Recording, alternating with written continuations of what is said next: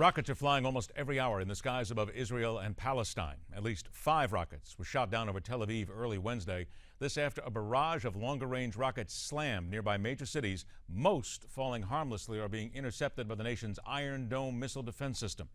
The current situation in Israel, our focus in this edition of News Call. The skies over Israel have lit up tonight. Sirens have sounded, and Israelis have been told they have between 15 seconds and 1 minute to run to shelter and avoid rockets coming in, launched by Hamas in this escalation of violence that many fear could easily become the next war fought in that region of constant troubles. Running in terror as sirens wail. Incoming rockets today over Israel's biggest cities, the most brazen and provocative attacks yet by Palestinian militants. Over Tel Aviv, an interceptor fired by the famous Iron Dome anti-missile system, knocking a rocket out of the sky. So far, an estimated 150 rockets flew into Israel today, targeting more than 10 cities.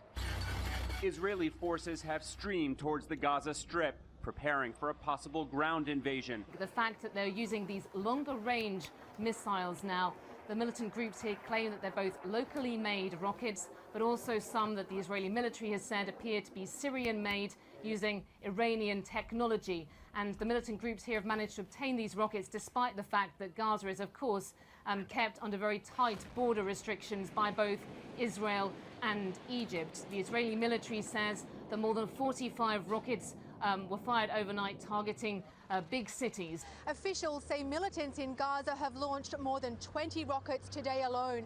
And overnight, Israel's military began what it's calling Operation Protective Edge, striking dozens of targets in Gaza.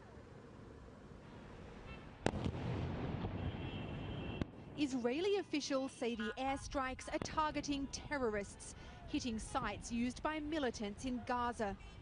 Israel's army claims it's restoring stability by destroying the infrastructure of Hamas, the militant group that's now claimed responsibility for the surge in rocket attacks on southern Israel. For hours, Israel hit Gaza by land and sea. The Israeli army says it struck rocket launchers, weapons storage facilities, and training bases used by Gaza fighters. The strikes tore through buildings and flattened homes, and this morning, Gazans are picking through the pieces.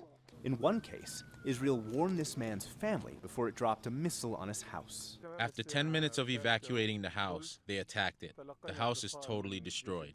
Despite the strikes, Palestinian fighters keep launching rockets, forcing hundreds of thousands of Israelis into bomb shelters. Hamas officials say Israeli airstrikes killed 4 Hamas militants Tuesday in a car while driving. Later, another airstrike hit the home of a Hamas leader, killing 6 people and setting off a scene of panic. Screaming Palestinians carried victims' bodies, including what appeared to be 2 children. We warned the Israeli occupation against continuing the escalation and targeting civilian institutions and homes. This is a red line we will not allow the occupation to cross. Israeli Prime Minister Benjamin Netanyahu has instructed the military to prepare for the worst, including a potential ground invasion. The Israeli military makes these warning calls, known as a knock on the roof, before a strike to minimize civilian casualties. Here, the roof was knocked clean off. Rihab left the house in this cramped neighborhood of Khan Yunis in southern Gaza before the missile struck. Regardless of what the target might be, the problem in Gaza is that it is one of the most crowded places on earth. Wherever Israel strikes, there's a high probability that innocent people will be hurt. And at last word, we're looking at it right now. At least 49 Palestinians have been killed, more than 450 injured in the airstrikes. That is according to Palestinian medical sources. Also among the dead, 8 women, 11 children, including an 18-month-old baby and an 80-year-old woman. Again, that is a list provided by Palestinian medical sources. It is a story which we will keep up on here on MidPoint. All of our programs are on the Newsmax TV network and certainly talk about in the days, hopefully just the days and not the weeks to come. Third hour of MidPoint, responding to President Obama's decision on not visiting the Texas-Mexico border and the car that could indeed be a killer. It's all coming up right here on MidPoint, where every day we question everything.